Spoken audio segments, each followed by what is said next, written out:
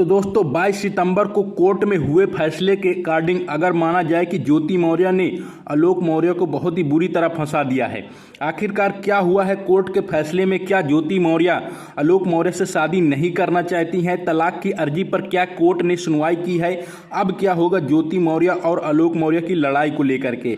हालांकि यहाँ तक कि कयास लगाया जा रहा है कि ज्योति मौर्य ने कोर्ट में आकर के बयान दिए हैं। और क्या बयान दिए हैं?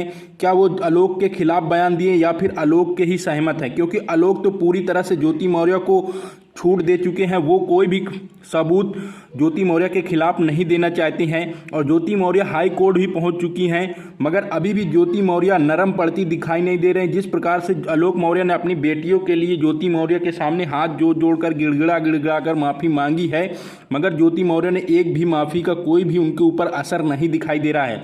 वो लग रहा है कि अभी भी कहीं न कहीं उनके दिल में ठेस पहुंची है आलोक मौर्य के प्रति। उनको आज भी दोस्तों उनके ऊपर आलोक मौर्य के ऊपर यकीन कर पाना ज्योति मौर्य के लिए बहुत ही बड़ा मुश्किल काम हो गया है, जिसकी वजह से ज्योति मौर्य अभी भी कहीं न कहीं मनीष दुबे का बचाव करती हुई नजर आ रही हैं। और हो सकता है कि शायद मनीष दुबे के साथ ही वो शादी करेंगी, क्योंकि जब तक तलाक की अर्जी केस वापस ले लिया गया है आलोक मौर्य के द्वारा, मगर ज्योति मौर्य के द्वारा कोई भी केस को वापस नहीं किया गया है। उन्होंने सीधे सीधे साफ शब्दों में यही कोर्ट के सामने उपस्थित होकर बताया है कि अभी भी मेरा केस अगली तारीख को बढ़ा दिया गया है। दोस्तों उस तारीख को डिसीजन होगा कि ज्योति मौर्य कोर्ट में जाकर के तलाक लेने के बाद आलोक मौर्य के वापस ज़िंदगी में दोबारा से आएंगी या फिर नहीं आएंगी, क्योंकि वो सिर्फ और सिर्फ मनीष दुबे से ही शादी करने का प्लान बना रही हैं। क्योंकि मनीष दुबे की वजह से जब वो इतना बदनाम हो चुकी हैं तो अब किसी बात का उनको डर नहीं है।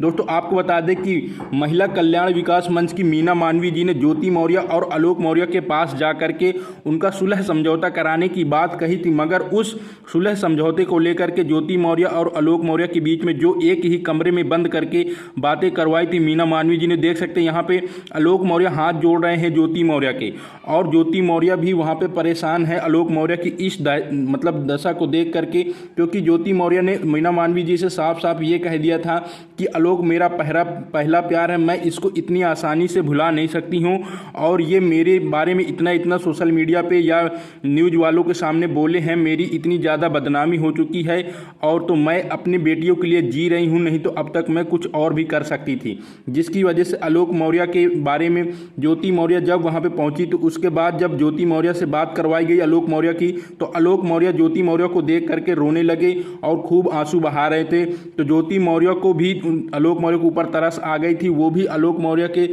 आंसू को देख करके खुद फपक कर रोने लगी वीडियो कॉल पर। मगर जब मीना मानवी जी ने दोनों को समझाया और आपस में सुलह समझौते करवाने की बात कही, तो ज्योति मौर्य ने कहा था कि अभी मुझे वक्त देना पड़ेगा आलोक मौर्य को। आलोक मौर्य अपनी बेटियों से मिल सकते हैं मगर मुझसे नहीं मिल सकते हैं। मैं अभी भी इनसे दूर रहूंगी, क्योंकि मेरे दिमाग में बहुत ही ज़्यादा टेंशन है, बहुत ही ज़्यादा दबाव है, जिस वजह से मुझे अभी अकेले रहना ही पड़ेगा। तो मगर ज्योति मौर्य से जब लास्ट में आलोक मौर्य ने कहा कि तुम मुझे माफ़ करोगी या नहीं माफ़ करोगी, तो ज्योति मौर्य ने कहा था मैं तुम्हें माफ़ कर दूंगी, मगर अभी कुछ वक्त लूंगी और तुम अपनी बेटियों से मिल सकते हो, कोई दिक्कत नहीं है। ये मीना मानवी जी के बयान थे जो उन्होंने आलोक मौर्य और ज्योति मौर्य को आमने सामने बिठा करके वार्तालाप किया था। अब दोस्तों बात कर लेते हैं कोर्ट में आखिरकार क्या ज्योति मौर्य ही मनीष दुबे के साथ शादी करेंगी या आलोक मौर्य के साथ, या फिर वो शादी करना ही नहीं चाहती हैं, वो अपनी बेटियों के साथ ही अपना जीवन यापन गुजारना चाहती हैं। तो आखिरकार ज्योति मौर्य के दिमाग में क्या चल रहा है? क्या वो आलोक मौर्य को छोड़ करके अपनी दो बेटियों को लेकर के सारी उम्र बिना शादी के रह पाएंगी या नहीं रह पाएंगी? क्योंकि ज्योति मौर्य के पास पैसों की कमी तो है ही नहीं, 1.5-2 लाख रुपए महीने के आते हैं, खर्चा पानी इतना है नहीं, 2 बेटियां ही तो पालना है, पैसे बहुत ज़्यादा हैं ज्योति मौर्य के पास।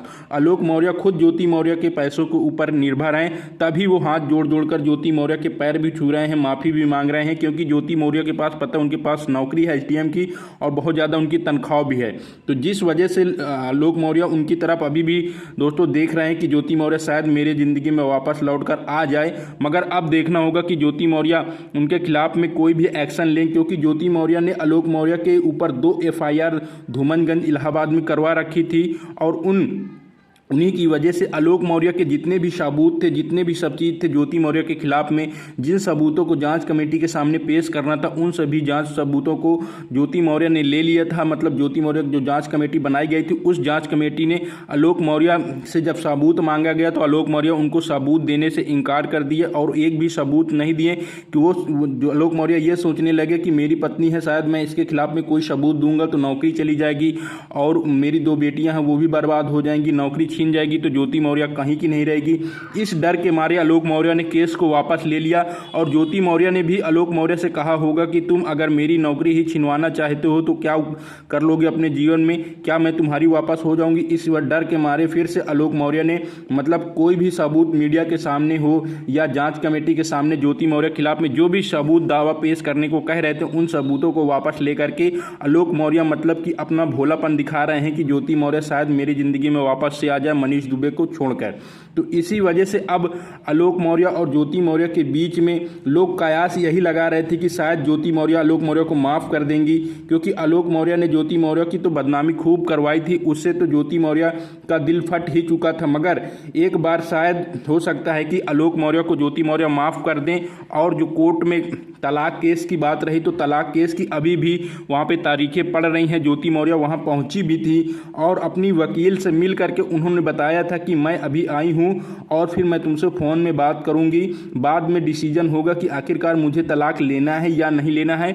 मैं देखना चाहती हूँ कि आलोक मौर्य कहीं ना कहीं फिर से तो नहीं बदल जाएगा, सोशल मीडिया में आकर के उल्टे सीधे बयान देने लगे और मेरे खिलाफ भड़काऊ बयान देने लगे, क्योंकि आलोक मौर्य खुद सोशल मीडिया में बचाव कर रहे हैं। वो किसी को बाइट देने से मना कर रहे हैं, किसी को कोई भी चीज़ बताना नहीं चाहते हैं अपने और ज्योति के इस मामले को लेकर के। आलोक मौर्य ने अपने वकील को भी साफ साफ मना कर दिया है कि तुम ज्योति मौर्य के खिलाफ में कोई भी चीज़ का बयान नहीं दोगे, ना तो कोई खिलाफ में बोलोगे। अगर तुमने कुछ बोल दिया, अगर ज्योति मैडम को कुछ भी पता चल गया तो वो शायद दोबारा से मेरे खिलाफ में दबाव बनाएंगी और मेरी लाइफ में कभी वापस नहीं आ पाएंगी, जिसकी वजह से आलोक मौर्य यही सब चारों तरफ से वो ढीले पड़ते हुए दिखाई दे रहे हैं। एक तरफ ज्योति मौर्य आलोक की तलाक लेने के प्लान में है कि जो अगर ज्योति मौर्य तलाक ले लेंगी, तलाक लेने के बाद वो करेंगी क्या, सबसे बड़ा क्वेश्चन मार्क तो यही है। क्या वो जो मनीष दुबे से ही शादी करेंगी या फिर बिना शादी के ही अपना जीवन यापन गुजारना चाहती हैं। तो दोस्तों ये बात तो अभी तक पूरे सरकार में पता चल चुकी है कि हमारे जो सीनियर 2 अधिकारी हैं ज्योति मौर्य और मनीष दुबे की वजह से आलोक मौर्य ने इतना ज़्यादा सरकार की बदनामी करवा दी है। तो कहीं ना कहीं अधिकारियों का भी दबाव है आलोक मौर्य के ऊपर कि तुम अपने पत्नी को रखो, जिस वजह से आलोक मौर्य ढीले पड़ते नज़र दिखाई दे रहे हैं। अब बस कोर्ट के ऊपर डिपेंड है। अगर कोर्ट ने किसी भी प्रकार का डिसीजन दे दिया ज्योति मौर्य के पक्ष में या आलोक मौर्य के पक्ष में, अगर ज्योति मौर्य को तलाक मिल गया तो वो तो ज्योति मौर्य और मनीष दुबे के ऊपर ही डिपेंड करेगा कि वो लोग शादी करेंगे या नहीं करेंगे। हालांकि आप लोग क्या सोचते हैं, ज्योति मौर्य और आलोक मौर्य की शादी होनी चाहिए दोबारा से या नहीं होनी चाहिए, या फिर ज्योति मौर्य को मनीष दुबे के साथ में ही शादी कर लेनी चाहिए? आप लोग कमेंट करके जरूर बताइएगा अपनी राय। और आलोक मौर्य ने अपने कदम पीछे खींचे हैं, क्या ज्योति मौर्य के लिए सही किया है या गलत किया, इसके बारे में भी आप लोग कमेंट कर सकते हैं। मिलते हैं फिर आपको अगले वीडियो में, तब तक के लिए आप सभी का बहुत बहुत शुक्रिया, धन्यवाद, नमस्कार।